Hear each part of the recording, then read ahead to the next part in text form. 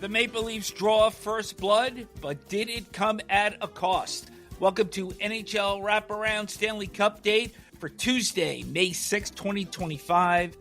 Vic and Neil joining you today. Very interesting game one with the Maple Leafs getting the upper hand, 5-4 win. And I thought a solid effort for the most part for Toronto. Things got a little bit tense at the end for them, needless to say. But I believe this was the game that they had to have, especially with the start of the game for Toronto. Oh, no, it was a great start. And Nylander, give him all the credit in the world, came out flying and scored the early goal that really put everybody back on their heels on the other side, the Florida team, and put a lot of oxygen into the fans in the building and erupted the place. And then he scores again in the first period and makes it 2-0. And that really got that place buzzing. This was a look that Leaf fans weren't used to seeing in the second round, that the Leafs came out as clearly the better team in that period. Florida was without Aaron Ekblad serving the second game of his suspension for the hit to the head of Brendan Hagel in Game 4 of the Tampa series. But much like the Ottawa series, I thought in the first period in particular, and of course the goal helps, but that they really took everything to the Panthers, not only with their speed, not only with their offense, but they certainly didn't back down early, and they had Florida pinned for a good part of that first period. And as you said, got the 2-0 lead on the two Nylander goals at 33 seconds, and then at 12:51 of the first. No, and they had a great first period, and they did exactly what you'd want your home team to do in the first game of a series in the first period. And that is just drop the hammer as fast as you can and give them all the credit in the world. That might be the best first period I've ever seen the Leafs have. The physical play also, Jake McCabe with a great reverse hit on Dmitry Kulikov midway through the first. But also, how about Max Pacioretty on the two goals? Wins a 50-50 battle behind the net, gets the puck back out along the boards where Nylander skates into it from the right point to get his first goal. And then on the second goal, goes down the left boards, dropped to Oliver Ekman-Larsson. Nylander 2-0. And even though Seth Jones got Florida on the board with a power play goal, which came as the result of a bench minor of all things, Morgan Riley responds 19 seconds later on a 2-on-1. First period, Leafs 12-4 in shots, 23-11 in attempts. And like you said, if there was a first period Toronto would have wanted to draw up in this series, that was it. The only blemish from my seat early in that period was the Max Domi penalty, which could have put Florida right back into the driver's seat because it was 1-0 at the time.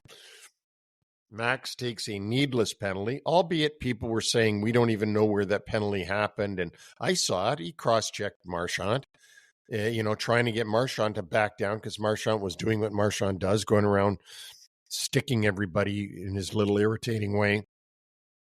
And Max came in and overdid it.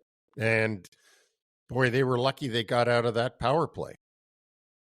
Isn't it something that even though the Maple Leafs were finally able to get rid of the Bruins this year in terms of a playoff matchup, and of course the Bruins helped that by not making the playoffs, but they still wind up seeing Marchand anyway. That's it. Yeah, they still get Marchand, and they still, have to put up with his shenanigans. In the second period, Panthers starting with a little bit of a push. Certainly, Paul Maurice had something to say about the performance of his team in the opening period, but Anthony Stolarz was solid. Chris Tanev scores from the point through his screen to make it 4-1 at the 7:50 mark of the second. And then things take a little bit of a sidebar here because midway through the period, Joseph Woll comes in for Stolarz. He had contact probably a few minutes before that, got a little bit of an elbow to the head, went down, stayed in the game for 9-10 minutes of actual time. But then at the commercial break, he came over to the bench, threw up, left the game, and was later seen leaving the arena on a stretcher. Now, late news coming in was that the Maple Leafs were calling for disciplinary action. Craig Button, who we had on Wraparound on Monday, didn't think there would be any forthcoming.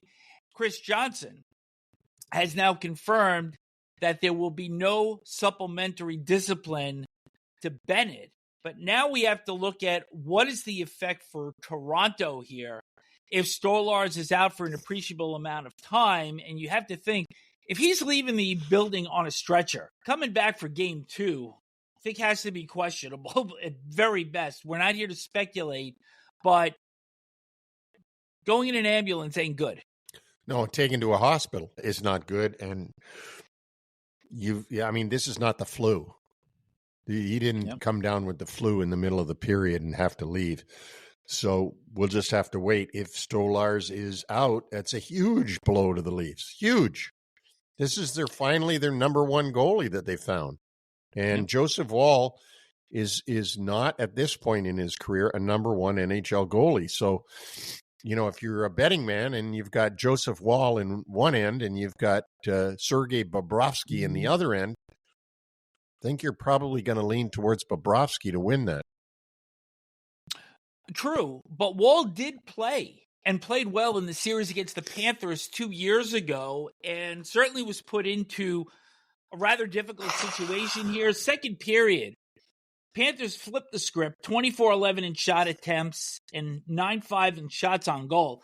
And then, the third line started going to work. For the Panthers in the third, Luostarinen gets the goal at 1:39. Marchand and Lundell in on the play also. Starting to get a little bit uneasy in Scotiabank Arena. And then, a little less than 3 minutes later, Uvis Belinskis. I thought this was a soft goal that Woll gave up to make the score 4-3. And at that point, Craig Berube calls the timeout. He doesn't scold his team, basically settle them down. You can see him encouraging them on the bench. And it seemed like they got their legs back a little bit at that point. Yeah, they did. And they pulled it back together again because they were definitely, you could see the push coming from the Panthers and the Leafs were able to recompose and stay with their game plan. I thought Sergei Bobrovsky wasn't exactly on his A game and didn't take a brain surgeon to figure that out. And I certainly don't play one anywhere.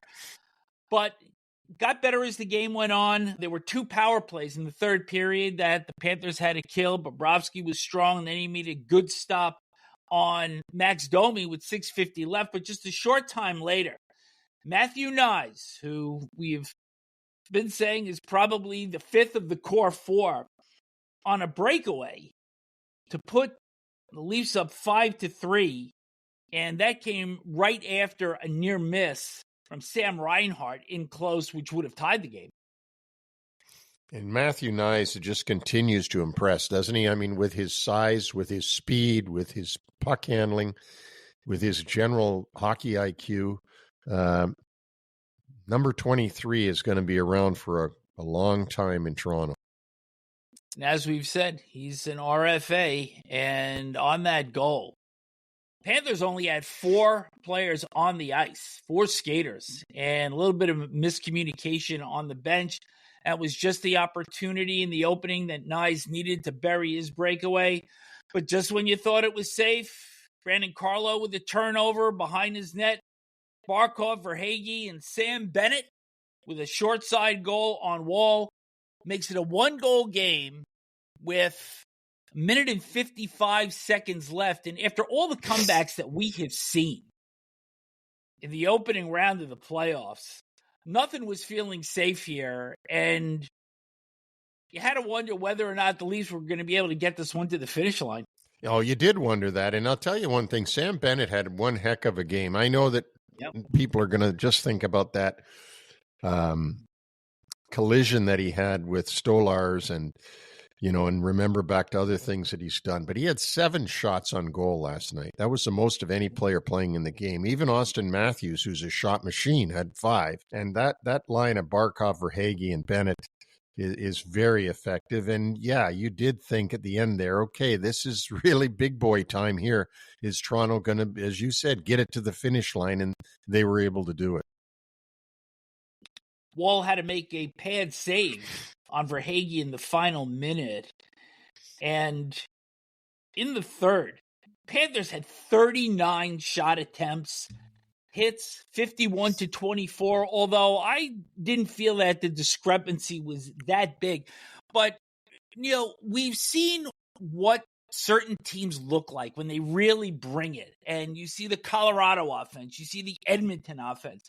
But Florida gives you a different type of bringingness. And boy, their heaviness in the third period was so vivid in terms of just winning 50-50 battles, winning the boards, just being able to will themselves into the Toronto end. And I'll be honest with you, if this one got away from the Leafs, I thought they would be toast. And look, maybe the series only goes 5 games and Florida wins the next 4, but Toronto had to have this one. They got it. But what Florida brought in that third period is really something I'm taking out of this game.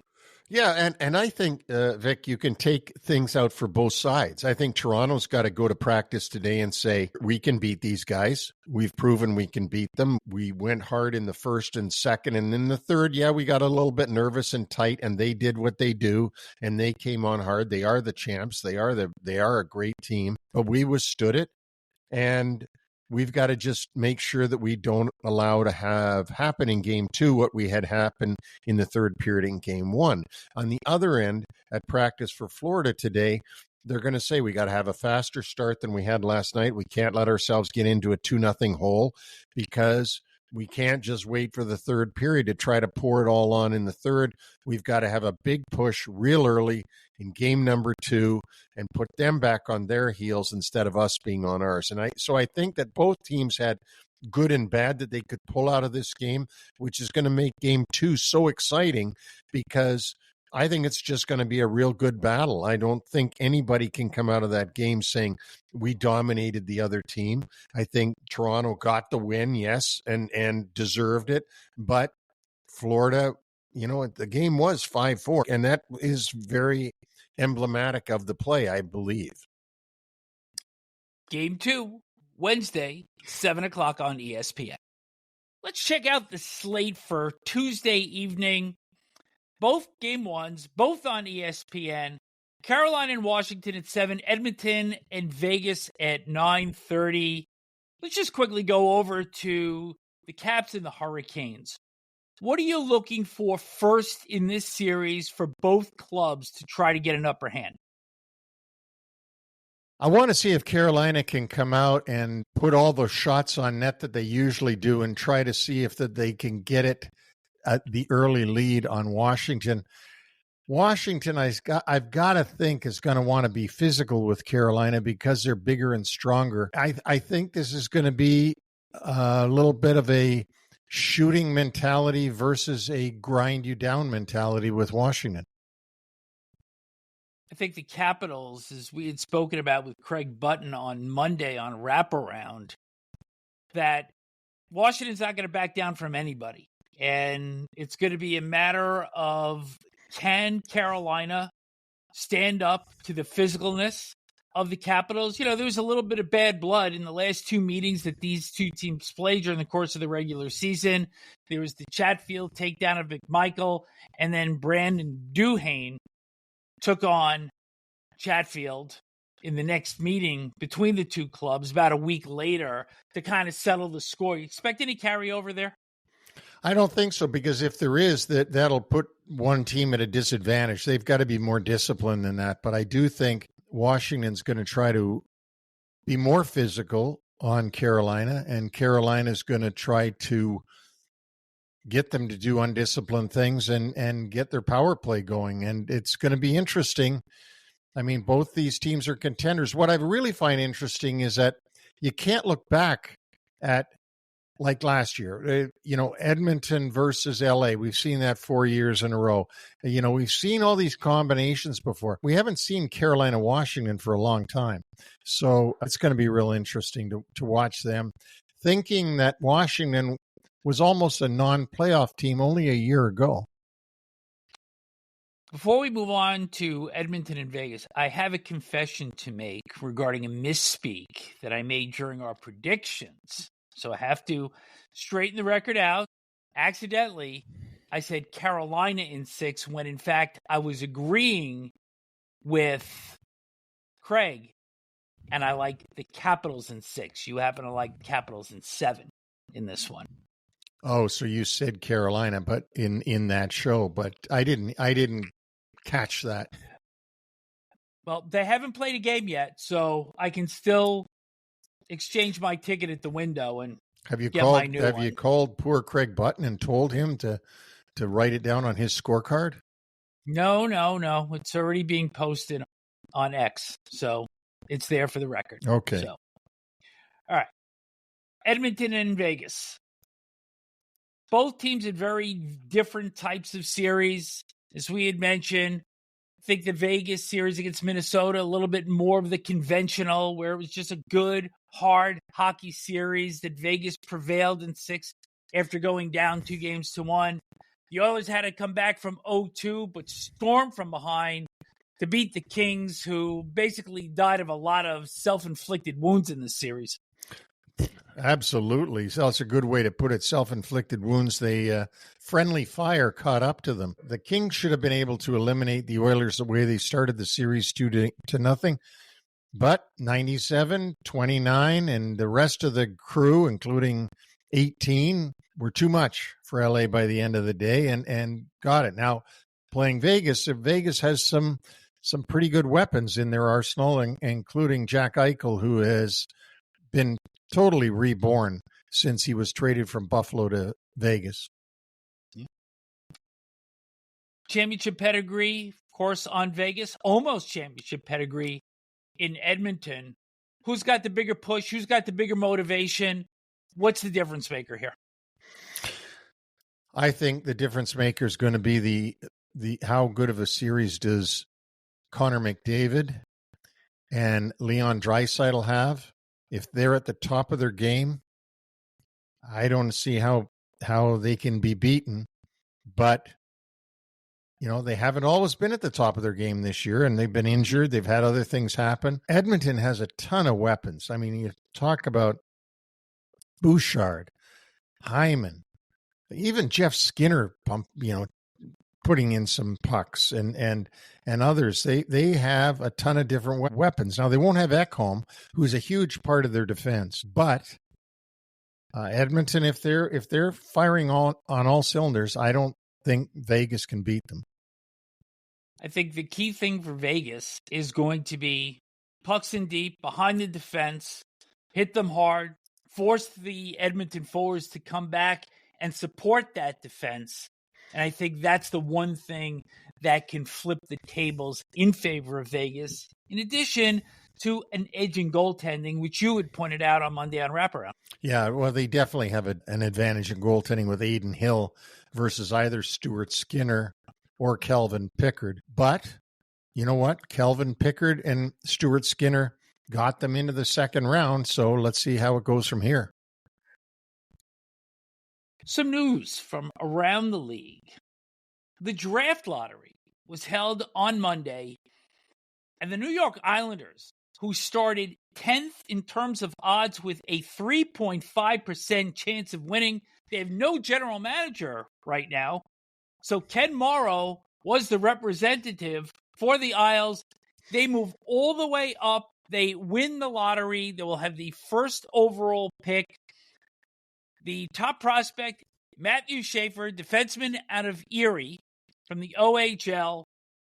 And pretty remarkable that they moved up that high, because when I was watching this thing, I couldn't figure out how they do these configurations, even though it was explained numerous times.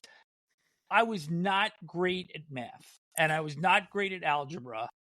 And this kind of brought it home to me how complex this actually is to figure out. Oh, I think to watch that on TV and understand the numbers, you've got to be a Rain Man. It was too complicated. But I got to think that if you're the San Jose Sharks and the Chicago Blackhawks, and you've had the suffering of the 6 and 7 months that they just suffered through, it's really got to piss you off that the Islanders get the first pick, even though there's a lottery system and all the rest of it. But like, you suffered through a season like this and you don't even get the first pick. Yeah, but the Blackhawks had the first pick with Connor Bedard 2 years ago. The Sharks had it last year with Macklin Celebrini. So I'm not shedding any tears there. I'm not saying I'm shedding tears either, but look at how many first overall picks Edmonton had. I mean, good gosh, they had so many of them. Anyway, it doesn't matter. It's Islanders first, San Jose second, Chicago Blackhawks third. And rounding out the top 5, Utah and Nashville. And by the way, there are a couple of other good prospects right behind Schaefer. Michael Misa, a center from Saginaw in the OHL, and James Higgins, a center out of Boston College. So also announced on Monday, because perhaps one of those 3 players could be a Calder Trophy winner at some point. The nominees were announced. Lane Hudson from Montreal, Macklin Celebrini from San Jose, and Dustin Wolf from the Calgary Flames. So Matvei Michkov does not make the cut from the Flyers. Well, and we didn't think he would, did we? We thought that Wolf and Celebrini would be ahead of him, and we knew Hudson was the odds-on favorite to win it, so I'm not surprised. But I think everybody is pointing towards Hudson to win it this year. Other news. Rob Blake out as Kings GM after 8 seasons. The move comes 4 days after the Kings were eliminated by the Oilers. Los Angeles failed to win a playoff series during Blake's tenure in that role. His contract had just expired. And you have to wonder about Jim Hiller's future now, given that the opening round series with the Oilers was flipped on a really bad decision that he made. Yeah, and I've been saying that as well, so I'm not going to go back on what I'm saying, and I'm not trying to be devil's advocate here, but he did have a really good regular season run as the head coach. He made a mistake in the playoffs, his first playoffs as head coach. I wouldn't think that the replacement for Blake would fire Hiller and move on at this point. I think he's got to give him a little bit more rope and see how he does next year. It's a growing pain, albeit a difficult one, but should he be held responsible with his job for one bad decision? No. And we talked earlier about one decision can change your life. Somebody that is remaining in their position, maybe to the surprise of some, that Andrew Brunette staying as head coach of Nashville after their disappointing season. That was announced by Barry Trotz, the general manager, on Monday. Well, and Barry Trotz, who's been a career coach, not a career manager, I guess has, understands what it's like to coach and understands how difficult it is. And I don't think Andrew Brunette was given a great chemistry for his locker room with the guys that got signed. It looked good when they did it. It didn't work out to be the right combination. Also staying put, David Carl signed a multi-year extension to remain at the University of Denver. He's led the Pioneers to 6 NCAA tournament appearances, 4 Frozen Four berths, and the 2022 and 2024 NCAA National Championships. He was likely sought after by many clubs that are looking to fill their vacancies, but he's just staying put. He must like college hockey. I wonder how much he gets paid to coach in college hockey, because these football coaches in college make ridiculous amounts of money. More than me and you for doing this show. Not by much, but by a little bit. He's getting a little bit more. Yep. Yeah. Marc-Andre Fleury, not quite retired yet. He is heading overseas for one final hurrah with former teammate Sidney Crosby to play at the World Hockey Championships in Sweden and Denmark. He plans to meet with Bill Guerin soon to discuss his future, possibly remaining with the Wild in some form with the organization. And what better ambassador to the NHL is this guy? Yeah, I mean, I'll always think of him as a Penguin, not as a Wild. But Bill Guerin is a great guy, and Bill Guerin is a former Penguin, by the way. Mm-hmm. So I'm sure he'll have something for Fleury to do in that organization if Fleury wants to stay and do something other than tend the goal. One of the all-time great pranksters, won 3 Stanley Cups with the Penguins and led the Golden Knights to the final against the Washington Capitals in 2018. And finally, the NHL is planning an international event at UBS Arena next February in lieu of the previously announced All-Star Weekend. That is the home of the New York Islanders, and perhaps we will be there live streaming.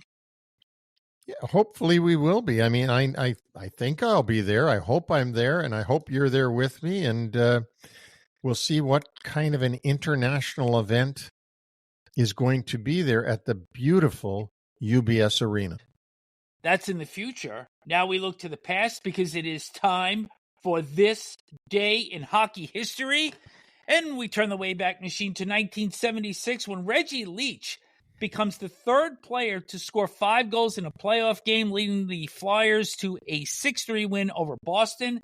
And that sent the Flyers to their 3rd consecutive Stanley Cup final. The other 2 with 5 goals in a playoff game, Maurice Richard in 1944, and Darryl Sittler, who'd actually done it 14 days prior against the Flyers in Game 6 of the quarterfinals. Those were great times. Those were great. Reggie Leach was a great goal scorer, and, of course, Darryl Sittler was a marvelous player in the 70s for Toronto, and I remember that era so well. Leach scored a goal in the first, 3 in the second, and 1 in the third. He finished the playoff year with 19 goals, establishing a new record for goals in a single playoff year. That was later tied by Yari Curry. In 1985, Leach won the Conn Smythe that year, even though the Flyers were swept by the Canadiens in chasing their 3rd consecutive Stanley Cup. Interesting little nugget here that Leach came to the Flyers. He was there for the 2nd Cup. And he came from the California Golden Seals, and he was a minus 104 in his last 2 seasons in California. And then, talk about a change of scenery, plus 125 combined in his first 2 seasons with the Flyers. Yeah, that's amazing. Just goes to show you that plus minus isn't always indicative of the player, but maybe indicative of the team that he's playing on. One final nugget from that day in history. Fred Shero actually had to be convinced by some of the other Flyer players to let Leach play that night because evidently he had checked in from the evening before slightly inebriated. Oof. Wow. Well, Freddie Shero knew all about that himself because he was known to tip them back now and then. Well, the Rifles certainly did as well, but didn't stop him from scoring 5 goals on that night, May 6th, 1976. And that will wrap up Stanley Cupdate for today. Neil and I will return with another show on Wednesday. Enjoy the hockey on Tuesday.